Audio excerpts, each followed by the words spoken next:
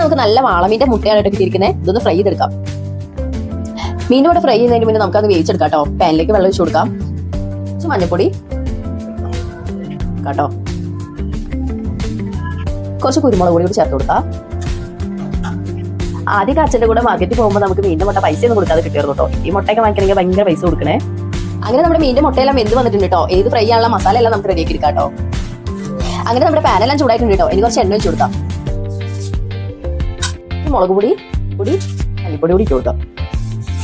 കുറച്ച് കുരുമുളക് പൊടി കൂടി ഇട്ട് കൊടുക്കുന്നുണ്ട് കേട്ടോ. കുറച്ച് പെരിഞ്ചീരകം കൂടി ഇട്ട് കൊടുക്കുന്നുണ്ട്. ഇത് കുറച്ച് സ്പൈസി ആക്കിയിട്ട് ഉണ്ടാക്കുന്നത് കേട്ടോ. മോനുള്ള നേരത്തെ മാറ്റി വെച്ചായിരുന്നു, അതുകൊണ്ട് നന്നായിട്ട് ഇളക്കി കൊടുക്കാം കേട്ടോ. ഒന്ന് മൂത്ത് വരട്ടെ. അതിന്റെ പച്ചമുളക് ഒന്ന് മാറി വരുന്നവരെ നന്നായിട്ട് ഇളക്കി കൊടുക്കാം കേട്ടോ. കൂടി ഇട്ട് കൊടുക്കുന്നുണ്ട്. ഇഞ്ചി വെളുത്തുള്ളി പേസ്റ്റ് കൂടി ഇട്ട് കൊടുക്കാം. കറിവേപ്പില കൂടി ഇട്ട് കൊടുക്കാം. ഇതിലേക്ക് കുറച്ച് മാങ്ങ കൂടി ഇട്ട് കൊടുക്കുന്നുണ്ട് കേട്ടോ. ഇതിലേക്ക് കുറച്ച് പുളിവെള്ളം കൂടി ഒഴിച്ചു കൊടുക്കാം. അങ്ങനെ നമ്മുടെ മസാല എല്ലാം റെഡി ആയിട്ടുണ്ട് കേട്ടോ. ഇനി അതിലേക്ക് നേരത്തെ വേവിച്ച് വെച്ച മീൻ്റെ മുട്ട ഇട്ട് കൊടുക്കാം. ഞാൻ ഈ മീൻ്റെ മുട്ട വറുക്കുന്നതിൽ ഇതിനാ മാങ്ങയും അതുപോലെ തന്നെ പുളി ഒഴിച്ചിട്ടുണ്ടാവും. രാവിലെ ഞാൻ ചമ്മന്തി അരച്ചായിരുന്നു കേട്ടോ. അപ്പൊ മാങ്ങ ബാക്കിയില്ലായിരുന്നു. അത് ഞാൻ വേസ്റ്റ് ആക്കി കളയണ്ടല്ലോ എന്ന് വിചാരിച്ചു ഇതിനകത്തേക്ക് മുറിച്ചിട്ടതാ. നമ്മുടെ മീൻ്റെ മുട്ട എല്ലാം റെഡി ആയിട്ടുണ്ട് കേട്ടോ. ഇനി നമുക്കിത് കഴിച്ചു നോക്കാം.